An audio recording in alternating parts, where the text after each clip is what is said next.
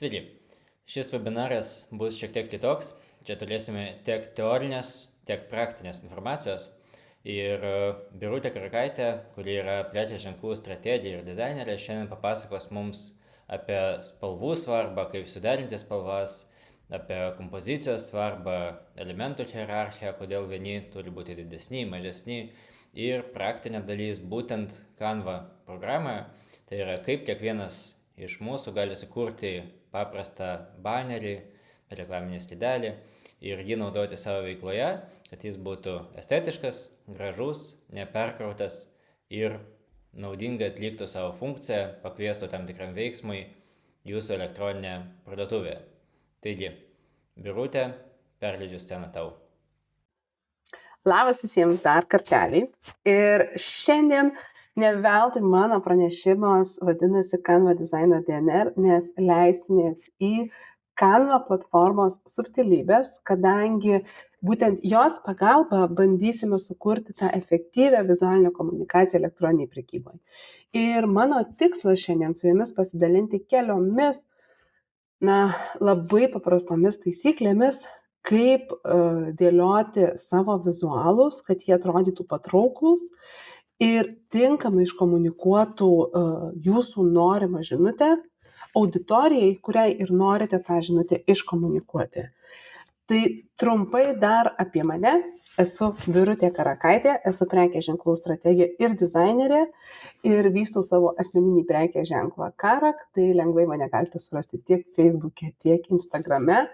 Ir taip pat prie to dar vystau ir savo kitą prekės ženklą, esu veiklių ir verslių moterų bendruomenės bendraįkūrėja, ir kurioje šioje bendruomenėje viskas sukasi aplink prekės ženklo vystymą ir dirbtinio intelekto panaudojimą tam. Tai kviečiu pasižvalgyti mūsų socialiniuose tinkluose ir mūsų tinklalapyje.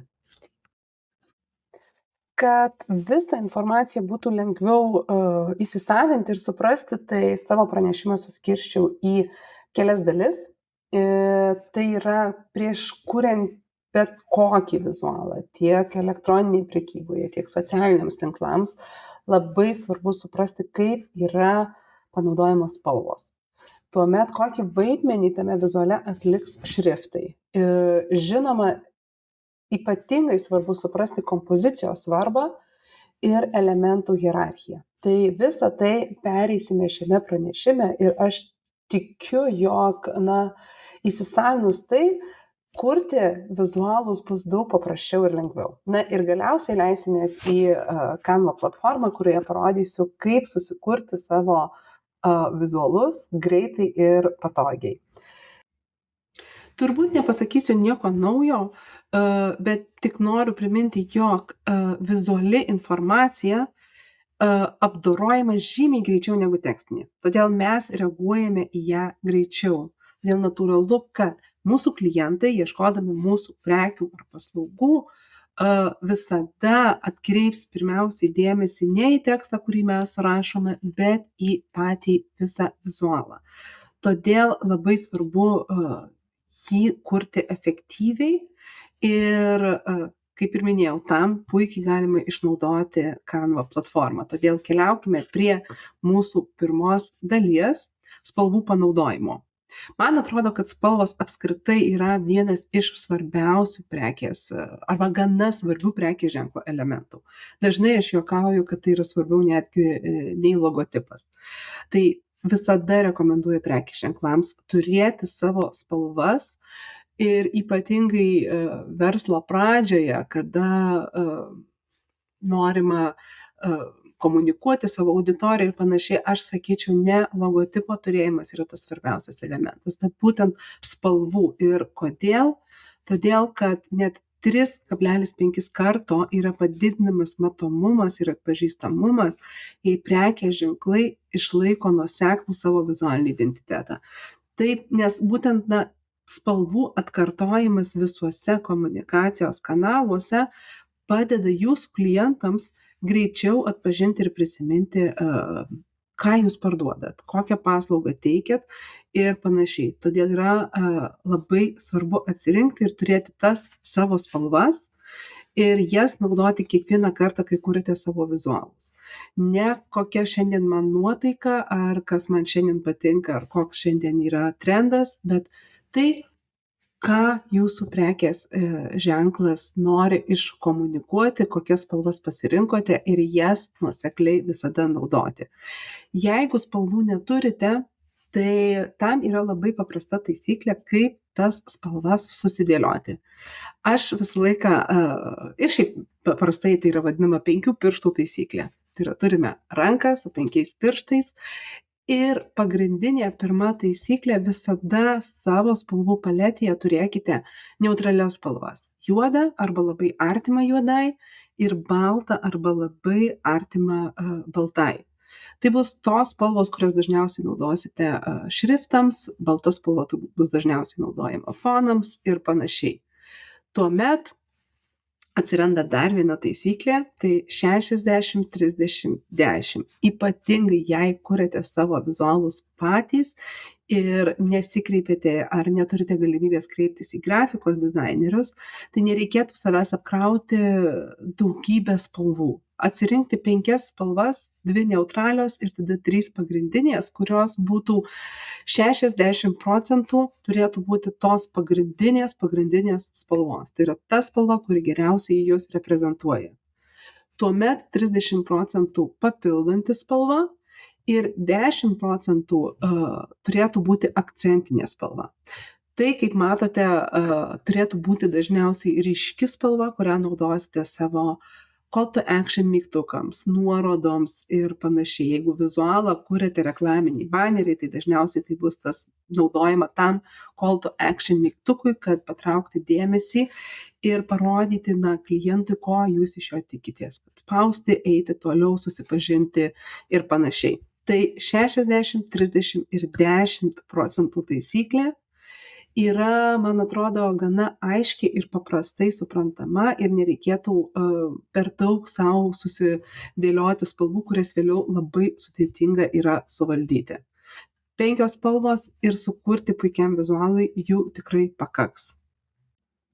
Tai kai jau turime susidėlioję mūsų prekės ženklą geriausiai reprezentuojančią paletę, kitas etapas, apie kurį norėčiau pasikalbėti, tai yra šriftai ir kokį vaidmenį šriftai atlieka mūsų vizualuose. Tai noriu priminti, jog skirtingi šriftai kuria skirtingą komunikavimo toną. Ir turbūt visi sutiksite, jog štai paprastas užrašas, man šitas pavyzdys labai patinka, tai šitas paprastas užrašas, aš tave myliu, parašytas tokiu šriftu, kuria vaikišką ir mielą emociją. Antrasis šriftas galbūt yra daugiau rafinuotas, šiek tiek daugiau turi elegancijos ir panašiai. Ir retas turbūt apsidžiaugtume gavę sveikinimą štai pasirinktų tokiu šriftu, nes tai kuria jau nors užrašas ir tas pats, bet emocija jau yra visiškai kita. Todėl renkantis šriftus visada reikia pagalvoti, kokią emociją aš norėčiau, jog mano prekės ženklas per savo vizualinę komunikaciją, ar tai būtų reklaminiai baneriai, ar tai būtų socialinių tinklų vizualai, kokią žinutę jis turi siūsti. Ir šriftai, kiekvienas šriftas turi ir keletą skirtingų istorijų. Tai yra nuo ploniausio iki tas pats šriftas turi tiek ploną storį, tiek tą storą vadinamą boldišką, taip pat turi tą pasvirimą, gali turėti italic pasvirimas vadinasi. Ir jeigu nagrinėtume vizualus, aš čia paėmiau keletą pavyzdžių, tai naudodami, pavyzdžiui, bold šrifto story, tai yra storė šriftai, atkreipiantys dėmesį į savo tų tokių tvirtų išraiškingumu, stovintys taip tvirtai. Ir jais išryškiname pagrindinės frazes ir su boldiniais šriftais kuriame dažniausiai labai užtikrintą toną. Jeigu renkamės light ar italic šriftą, dažniausiai būna pasvirę, ploni šriftai, jais siekiama sukurti yra lengvumo, grakštumo įvaizdį ir italic šriftas labai dažnai netgi naudojamas citatoms ir panašiai. Tai prieš renkantį šriftą, jo storį, tipą, reikėtų ir pagalvoti, ką norime iškomunikuoti, ar kažkokį mūsų tvirtą nuomonę, tvirtą žinutę, ar norime sukurti tą tam tikrą lengvumo jausmą, grakštumo ir panašiai. Tai žinoma, irgi stipriai priklauso nuo rinkos, kurie prekės ženklas veikia. Ir panašiai. Tai vat reikėtų pasižiūrėti, sakykime, kaip matom, moteriškos prekės, kvepalai, drabužiai dažnai bus tie tokie einantys per lengvumą ir grakštumą, o sakykime, kaip ir prieš tai mano buvusioje skaidrėje, jeigu kalbam apie buitinę kažkokią techniką ir panašiai, dažniausiai tai bus toksai tvirtas, boldiškas šriftas. Tai prieš kuriant savo vizualus ir žinoma, jau prekės ženklas prieš kurdamas vizualus turėtų turėti savo šriftus ir juos visada naudoti. Tai irgi neturėtų, kaip ir apie spalvas kalbėjau, neturėtų būti nuotaikos dalykas, kad jeigu šiandien aš noriu naudosiu ploną šriftą, rytoj galbūt pasirinksiu storesnį ir panašiai, reikėtų apsispręsti, koks šriftas vis tik bus ir kokį jį savo komunikacijoje ir savo vizualuose naudosiu. Paprastai yra du šriftai, tai yra vienas pagrindinis antraštėms, ką ir matom pavyzdžiuose, kaip išsinuomuok, atbaidyk uodus ir vabzdžius.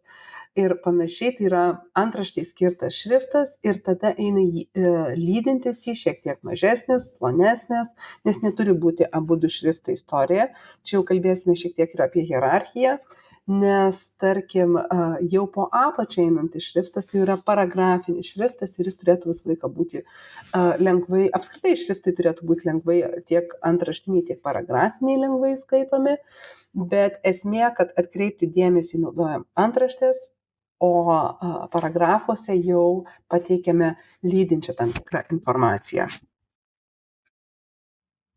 Tai štai ir atkeliavome jau ir į trečiąją dalį ir man atrodo, kad būtent čia ir prasideda didžiausios bėdos dėliojant vizualus. Tai yra ne kompozicijos suvokimas, kaip turėtų elementai tame vizuale išsidėlioti, yra dažnai ta vieta, kur pakiša koją daugybei prekės ženklų, kurie vizualus dėliojasi patys. Ir todėl čia aš norėčiau pasidalinti, iš tiesų gana paprasta taisyklė, kuri tikiuosi padės suprasti, kaip kompoziciškai tvarkingai sudėlioti savo vizualą. Ir pirmas pavyzdys, ką norėčiau parodyti, elementų lygiavimas iš tikrųjų yra labai svarbu, kai kalbame apie vizualinę komunikaciją. Pirmasis pavyzdys prieš, tai yra labai dažnai pastebiu, kad prekės ženklai skirtingus, tam tikrus elementus, nuotrauką, tekstą ir panašiai tiesiog išdėlioja, išmėto tame vizuale, kaip jiems patinka, tačiau reikėtų vis tik tvarkos ir reikėtų apsispręsti, kaip turėtų tas mano vizualas atrodyti. Ir čia yra pavyzdys, jeigu lygiuotume antrajame jau po, tai yra jeigu lygiuotume vizualą, visus elementus per vidurį. Juos taip pat galima lygiuoti iš dešinės arba iš kairės. Ir štai pavyzdys, kaip atrodytų taisyklingai sulygiuotų elementų vizualas. Yra čia pirmasis, tai kada išblaškome tas prieš visur, pavadinimas, elementas, sakykime, vizualinis, procentai. Ir tuomet mūsų klientui yra labai sunku suprasti, tai kur aš čia turiu pirmiausia atkreipti dėmesį, kas čia yra svarbiausia.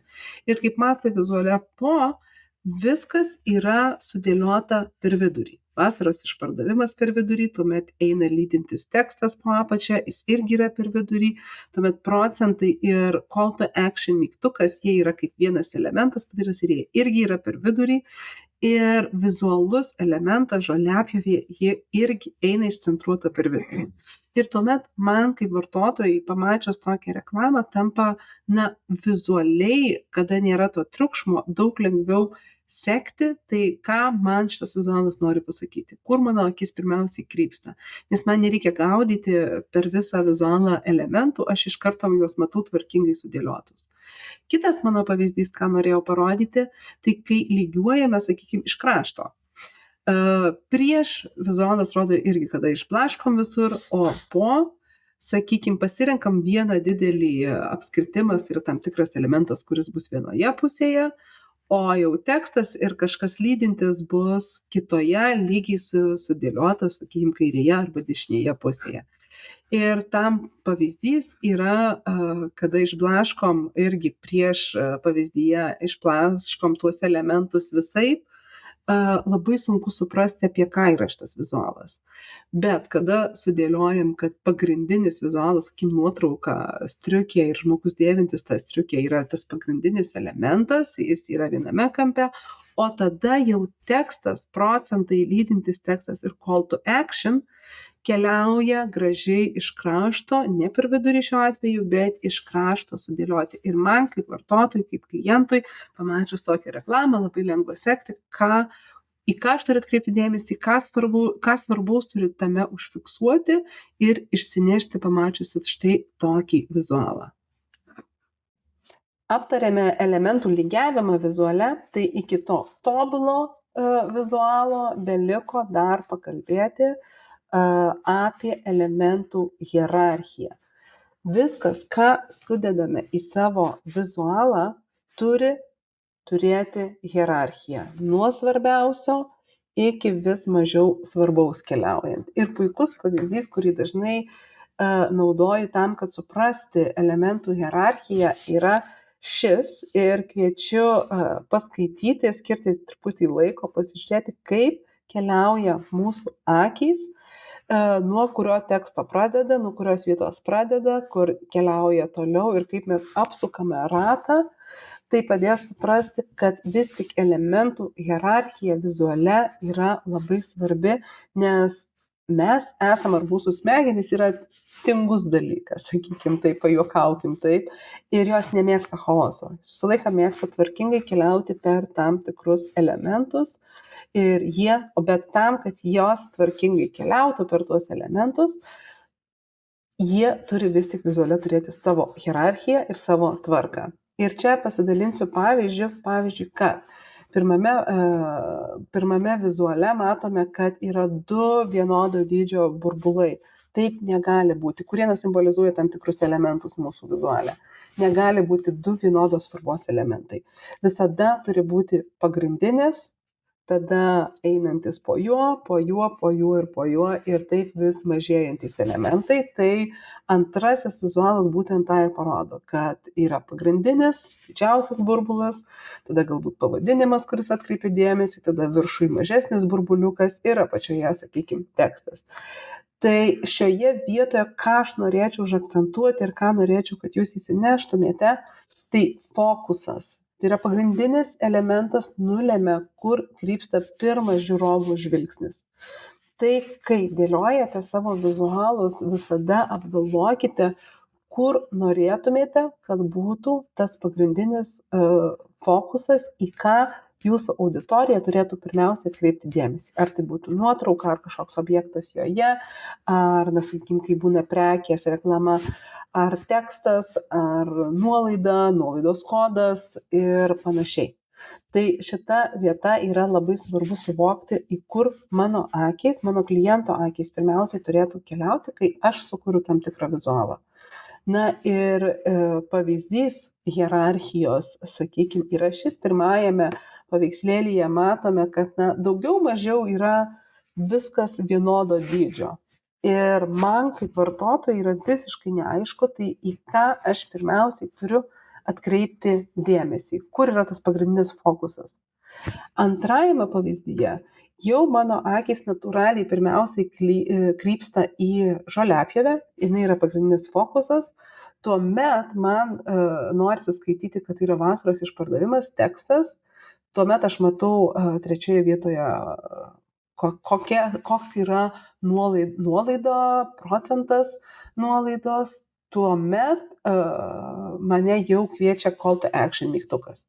Tai yra įsigyti dabar, pirkti, skaityti daugiau ir panašiai. Na ir tada ketvirtoje jau turbūt vietoje man norisi paskaityti, tai kas tas mažu tekstu yra dar parašytas, kad platų žoliapjovų pasirinkimas ir panašiai. Bet jau yra papildoma ta tokia jau pridėtinis tekstas. Tai ką noriu pasakyti, kad hierarchija yra be galo svarbi, kai kalbame apie vizualus.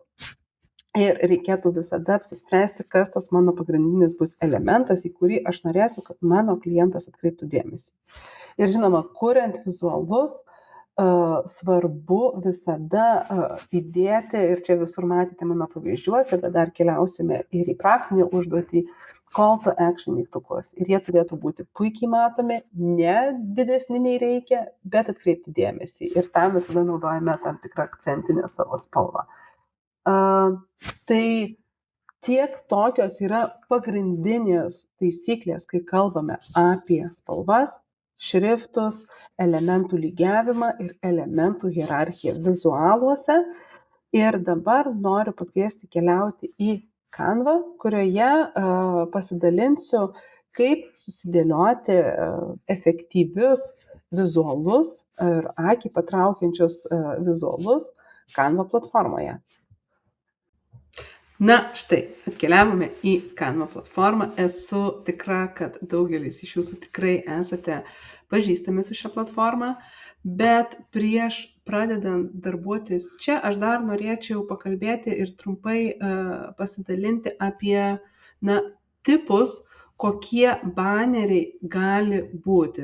Tai sezoniniai arba šventiniai, dabar artėja Black Friday, pavyzdžiui, ar Halloweeno galbūt kažkokie išpardavimai, kalėdiniai, Valentino dienos ir panašiai.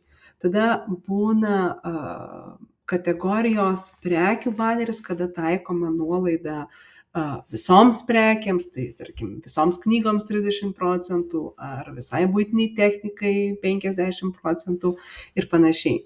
Būna taip pat konkrečių prekių nuolaida, kai, sakykime, šiai konkrečiai žoliapjoviai, šiam konkrečiam suktukui, šiai konkrečiai knygai yra taikoma 35-36% iki tam tikros dienos.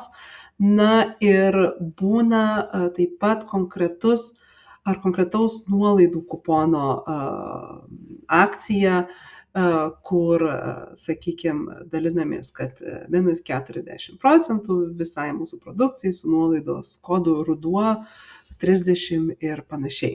Tai čia tokie gal pagrindiniai tipai ir aš dabar Canvoje norėsiu pasidalinti, kaip sukurti du skirtingų dydžių banerius. Tai yra 1190 pikselių plotis, tai yra tas viršutinis dažniausiai būnantis.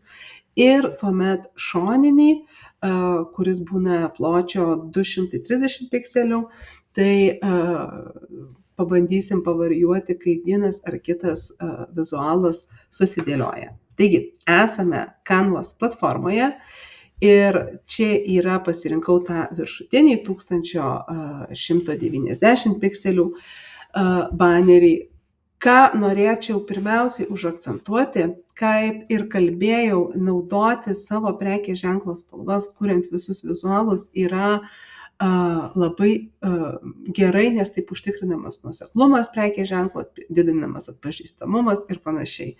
Canva mokama versija turi puikų įrankį, tai yra prekės ženklo šablonai arba brandbookas vadinamas, kuriame galime patogiai susidėti savo logotipus, savo spalvas, savo atsirinktus šriftus, galbūt nuotraukas, kurias mes naudojame ir panašiai. Ir kiekvieną kartą, kai kuriu vizualą, aš galiu, sakykime, keliauju į spalvas ir čia visada matau savo prekės ženklo spalvas, man jų nereikia ieškoti ir tai man sutaupo labai daug laiko. Jeigu turiu keletą prekės ženklų, kaip mano atveju, galiu įsijungti kitą ir tuomet matau to kito prekės ženklo spalvas ir galiu jas patogiai naudoti. Bet jeigu neturite mokamos Canva versijos, tuomet rekomenduoju toks šiek tiek kaip ir tipsas savo spalvas tada susidėlioti kažkokiame atskirame vizuale. Tai yra tas spalvas, kurias naudosite kurdami savo vizualą, ar tai jūsų prekės ženklo spalvos, ar dabar, sakykime, atsirinkote spalvas.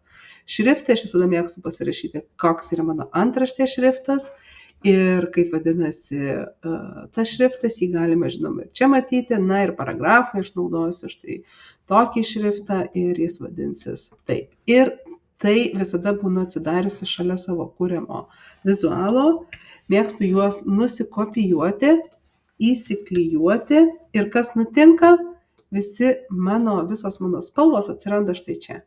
Vadinasi, kuriant man vizualą, nebereikės ieškoti spalvų. Toks mini pasiruošimas kurti vizualus, visada turėti atsidarius arba į tą vizualą, kuriame kuriame, į tą failą įsidėti tas spalvas ir jas naudoti.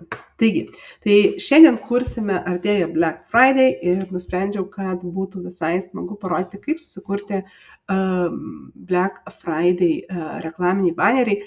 Kai kalbam apie šventinius tokius kaip reklaminius banerius, tokius kaip Kalėdoms, Halloween'ui, Black Friday ar, sakykime, Valentino dienai, galima šiek tiek nuo savo spalvų paletės nukrypti, nuo tos, kurią naudojate paprastai, nes tai yra toks šventinio laikotarpio reklaminis baneris, kuris, tarkim, kaip Kalėdos ar Black Friday, jos pačios jau diktuoja tam tikras spalvas, bet nereikėtų labai stipriai nukrypti, bet tarkim, Kalėdos visą laiką asocijuojasi su raudona spalva, tai tikrai galima drąsiai kažkur tą raudoną įterpti, ar Black Friday natūralu, kad tai asocijuojasi su juoda spalva.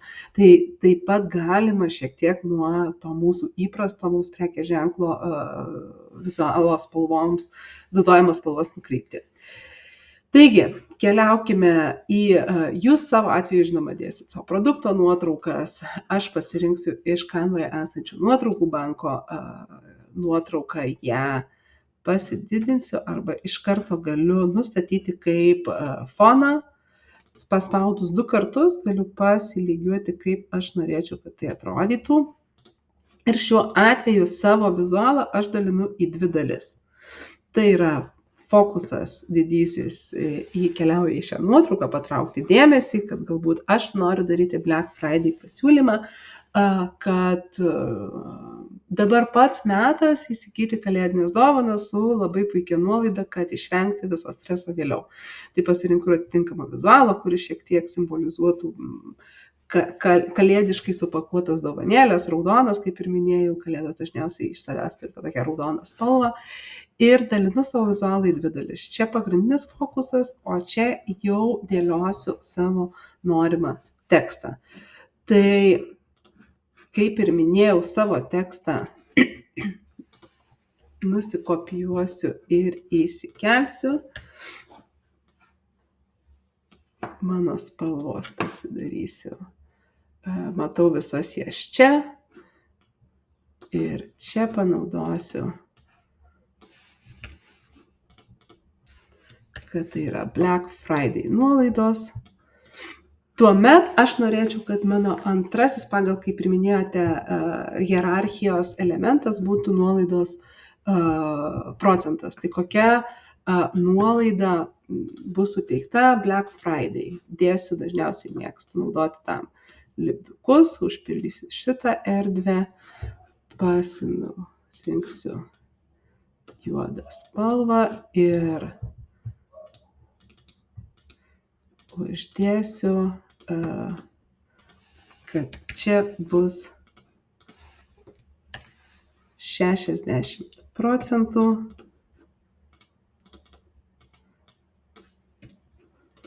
Pasirenku tą patį šriftą. Norint sumažinti tekstą, galima jį daryti, mažinti čia arba tiesiog už kampo paimti ir įdėsim štai čia. Norėčiau, kad tai būtų lipdukas ir dar pateikti papildomą informaciją. Pasiimu savo paragrafinį tekstą ir norėčiau padaryti, jog tai būtų aplinkui eitų tekstas, kad visam mūsų asortimentui taikoma štai 60% nuolaida. Tai ir parašom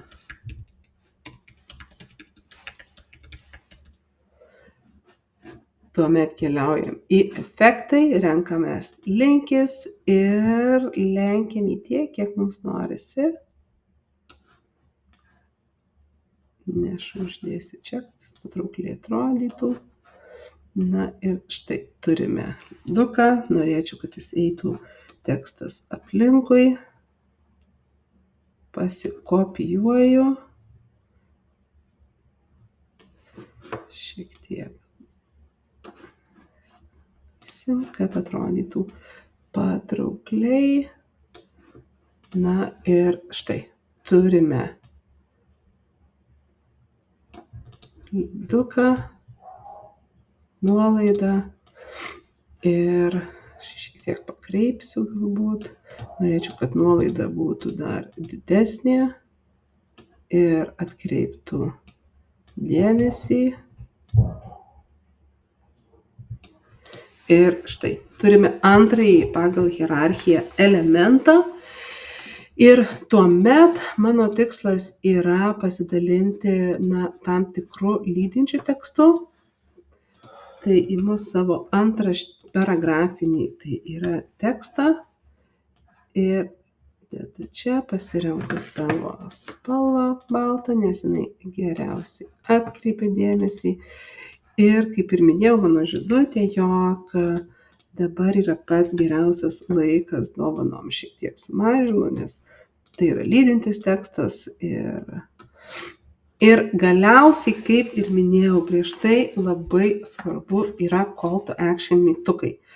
Tai uždėsim jį apačioje, pasirinksiu jį raudoną, dar pasitikslinsiu, tai mano ta spalva.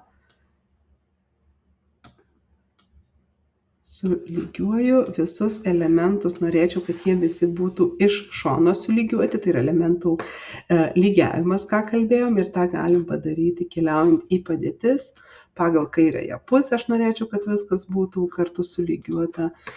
Ir tuomet savo mygtukę noriu pakviesti savo auditoriją apsilankyti ir pasidarau tekstą. Man iš karto jį taip pat meta jau čia. Tuomet šiek tiek dar darysiu, kad optiškai atrodytų geriau. Ir štai turime pagal visas taisyklės sudėliotą reklaminį banerį, kuriame egzistuoja tiek elementų lygiavimas, tiek elementų hierarchija. Tai yra pirmas fokusas, antras, trečias šitas tekstas ir tuomet kvietimas apsilankyti. Taigi, keliaukime prie antrojo banerio. Šis iki parodysiu, kaip susidėlioti šoninį banerį, kuris yra 230 pikselių. Ir aš jau pasiruošiau savo spalvas, pagrindinė, lydinti ir akcentinė, apsirašiau mano šriftai, kuriuos aš naudoju savo prekės ženklę, ir keliaukim prie vizualo. Mano tikslas šitame vizuale yra iškomunikuoti tam tikros prekės nuolaidą, kad ji galioja atitinkamą laiko tarpą ir kad galite ją įsigyti. Tai įsidedu savo prekės nuotrauką.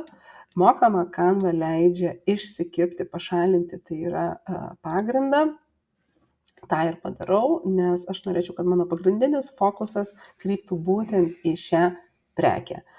Tuomet pasidėlioju savo elementus, kurie pabrėž mano prekės ženklo, sakykime, išskirtinumą kažkokį. Iš karto pasidarau savo spalvas, jas matau, kaip matote čia, nes susidėliojau.